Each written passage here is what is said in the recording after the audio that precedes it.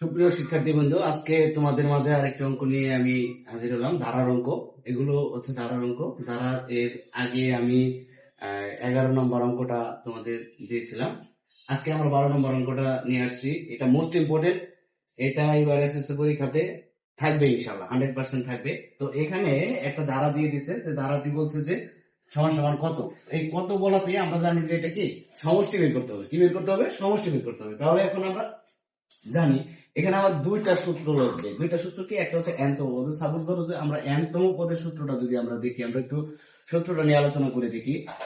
যে আমরা জানি যে এনতম পদ এনতম পদ এনতম পদ সমান সমান কি? a plus n minus one into B. আচ্ছা, এখানে এনতম না হয়ে যদি 12তম পদ হইতো, তাহলে সেম ভাবে আমরা জানি, আগেও শিখছি যে a plus 12 minus one into B হইতো, রাইট? ঠিক আছে। আচ্ছা, এখানে যদি আমি এখন 20তম পদ বলি, বা এখানে যদি আমি 30তম পদ বলি, তাহলে কি হবে? 30তম পদ তাহলে কি হবে? a plus 30 minus one into D. Okay, এটা হচ্ছে আমার কততম পদ বের করবো সেটা। আচ্ছা, এখন যদি আমি বলি যে n পদের সমষ্টি, n তম পদের সমষ্টি সমষ্টি এই সমষ্টিকে আমরা জানি কি এস দ্বারা প্রকাশ করা হয়। কি দ্বারা? এস দ্বারা। আচ্ছা, যেহেতু n তম পদ বলছি, এই জন্য এখানে হবে n। সূত্রটা কি হবে? n/2 2a plus n minus one into B, right? আচ্ছা, একইভাবে যদি আমি n তম না বলে যদি এখানে m তম বলি, n তম পদের সমষ্টি, তাহলে কি হবে? Sn সমান সমান n/2 2a plus n minus one into D, right? তাহলে আমাদের এই দুইটা সূত্র আমাদের লাগবে। তোমরা একটু নোট করে রাখো। এখানে এই সূত্র দুটো আমাকে লাগবে আমার, ঠিক আছে? আমি ওগুলো বোঝানোর জন্য বলছি যে এখানে m তম পদ। আচ্ছা, সাপোজ যদি এখানে আমি 20তম পদ বলি, তাহলে এখানে কি হবে? 20তম পদ, তাহলে 20তম পদ হবে sb সমান সমান 20/2 2a plus 20 minus one into D, right? এরকম হবে আর কি। আচ্ছা, তাহলে আমাদের এই দুটো সূত্র লাগবে। আমরা একটু এগুলো নোট করে রাখি এই অঙ্কটাতে। ওকে, এখন দেখো, এখানে যেহেতু আমাকে ধারা দিছে, এই অঙ্কটা কি আছে? আমার ধারা আছে। তাহলে আমি কি করব? এখানে প্রথম পদ দেখো, এখানে এখানে প্রথম পদকে আমরা জানি কি দ্বারা প্রকাশ করা হয়? এ দ্বারা প্রকাশ করা হয়। তাহলে এ ইজ ইকুয়াল টু কত আছে? 29। আচ্ছা, তারপরে আমার লাগবে সাধারণ অন্তর। সাধারণ অন্তরকে আমরা জানি ডি দ্বারা প্রকাশ করা হয়। সাধারণ অন্তরকে কি দ্বারা প্রকাশ করা হয়? ডি দ্বারা প্রকাশ করা হয়। তাহলে সাধারণ অন্তর কি বের করার নিয়মটা কি? আমরা বলছিলাম সাধারণ অন্তর বের করার নিয়মটা হচ্ছে দ্বিতীয় পদ মাইনাস প্রথম পদ। এখানে তাহলে প্রথম পদ আমার 29, তাহলে দ্বিতীয় পদ কি? 25, রাইট? তাহলে 25 মাইনাস 29। আচ্ছা, তাহলে এখানে কি থাকে? -4 থাকে। এটা আমরা জানি যে সংখ্যার আগে সাইন বড়, 29-এর আগে সাইন বড়, এই জন্য -4 হয়েছে। এখন দেখো, আমার বলছে যে এটা সমান কত সমানত। তাহলে আমি এখানে মনে করি বা ধরে নেই,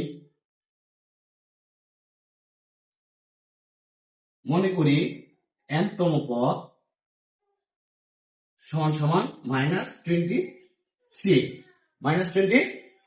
এখন দেখো, আমরা জানি n তম পদের সূত্র কি?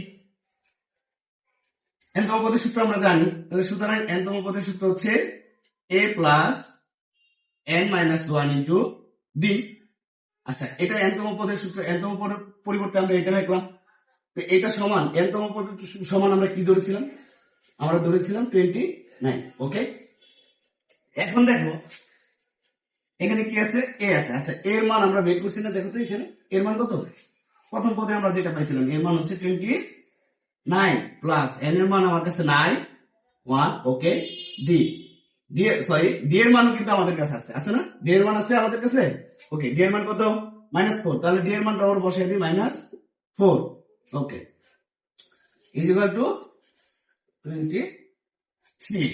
ওকে, এখন দেখো আমরা যদি এই নিয়মটাই করি যে এটার সাথে এটা গুণ আকারে আছে, আমরা গুণ যদি দিই তাহলে একটু বড় হয়ে যাবে। আমরা আগে এইটার কাজ করি, এটা প্লাস আছে ওই পাশে নিয়ে যাই, তাহলে এই পাশে কি থাকতেছে, এই পাশে থাকতেছে n minus one into n minus one into minus four is equal to minus 23।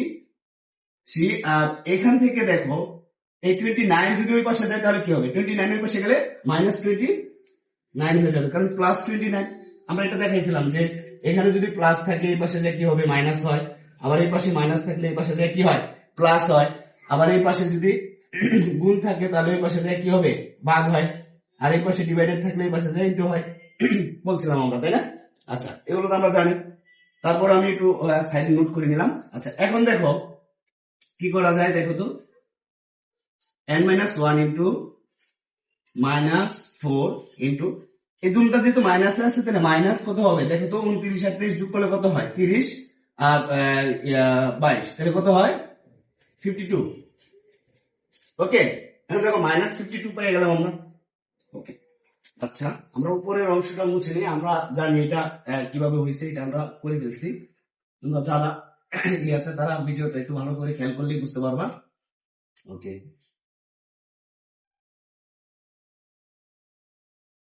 এখন একটু লক্ষ্য করো যে এই অংশটা দেখো n minus one into minus four, তার মানে হচ্ছে এই যে মাইনাস ফোরটা আছে এটা এটার সাথে কি হিসাবে আছে, গুণাকারে আছে। তাহলে গুণাকারে যদি থাকে তাহলে আমরা যদি ওই পাশে নেই এটা কি হবে, অবশ্যই গুণ থাকলে ভাগ হয়ে যায়। আমরা একটু আগে দেখলাম, সাইডে আমি লিখে দিয়েছিলাম যে গুণ থাকলে কি হয়, ভাগ হয়। তাহলে কার সাথে ভাগ হবে, এই পাশে যেহেতু 52 আছে এটার সাথে ভাগ হয়ে যাবে কে, তাহলে মাইনাস 52 ডিভাইডেড মাইনাস ফোর। ওকে, মাইনাস ওয়ান, মাইনাসে আমরা জানি এটা কাটা হয়ে যায়, তাহলে 4 দিয়ে যদি 52 ইয়ার করি তাহলে কত, 13। ওকে, তাহলে 1, এই দেখো nটা এই পাশে আছে, তাহলে এই যে মাইনাস ওয়ানটা আছে এই মাইনাস ওয়ানটার পাশে গেলে কি হবে, প্লাস ওয়ান হবে। কি হবে, প্লাস ওয়ান হবে, জানি। আচ্ছা, তাহলে আমরা n এর মান কত পাচ্ছি, n এর মান পাচ্ছি কত, 14। আচ্ছা, 14 পাচ্ছি। এখন যেহেতু আমাকে বলছে কত, সাপোজ ধরো যদি আমি বলি যে এখানে স্টুডেন্ট সংখ্যা কত, এই কত বলতে কি বোঝায়, সমষ্টি মানে যোগ। কত বলতে কি বোঝায়, সমষ্টি মানে কতগুলো স্টুডেন্ট আছে এখানে, এটা বোঝায়। তাহলে এখানে যদি আমি দেই সমষ্টি, সুতরাং সমষ্টি এই সমষ্টিকে SN দ্বারা প্রকাশ করা হয়। সূত্রটা আমরা একটু আগে দেখছিলাম, তাই না? সূত্রটা কি দেখছিলাম, n/2 2a plus n minus one into D, right? আচ্ছা, এখন দেখো এখানে আমার n এর মান আছে, রাইট? n এর মান কত, n এর মান 14 ডিভাইডেড 2। ওকে,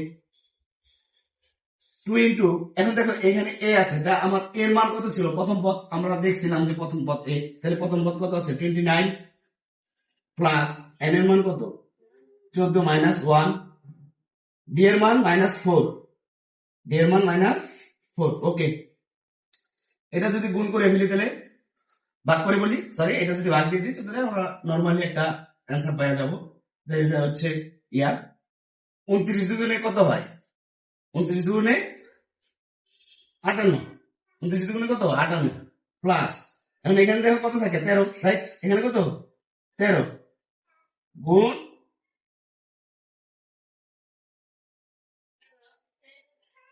বুঝতে পারছি? এটা একটু আমার, আমি আবার একটু ইয়া করি, দেখো এই 14 ছিল, 14 কে 2 দিয়ে আমি ভাগ দিছি, 7 আসছে। 29 দুগুণে কত 58, এই প্লাস ছিল প্লাস, 14 থেকে 1 চলে গেছে, কত থাকে 13। আর এই যে একটু হিসাবে যেটা ছিল এটা আমি এখানে দিয়ে দিচ্ছি। ওকে, এই তো অঙ্ক শেষ প্রায়, আর অল্প একটু আছে দেখি। আচ্ছা, এখন দেখো এখানে কি আছিল 7, আচ্ছা এখানে হচ্ছে 58। এখন দেখো এই যে 13 সাথে এই 4টা কি গুণাকার আছে, কি আকার আছে, এই 4 আর 13 কি হিসাবে আছে, গুণাকার আছে। তাহলে গুণ থাকলে অবশ্যই এটার সাথে এই প্লাস মাইনাস গুণ হয়ে যাবে, তাহলে প্লাস মাইনাসে কি হবে, অবশ্যই মাইনাস হয়, অবশ্যই মাইনাস। এই প্লাস মাইনাসে আমরা মাইনাস দিলাম। এখন দেখো 4 দিয়ে 13 কে গুণ দিয়ে দিই, 4 দিয়ে 13 কে গুণ দিলে কত হয় 52। ওকে, তাহলে এখানে ছিল 7, এখানে 7। এখন দেখো 58 থেকে এটা গুণাকার আছে, 58 থেকে যদি 52 চলে যায় তাহলে কত 6, তাহলে এখানে হচ্ছে 42। এটাই আমার আনসার, 6 7 42।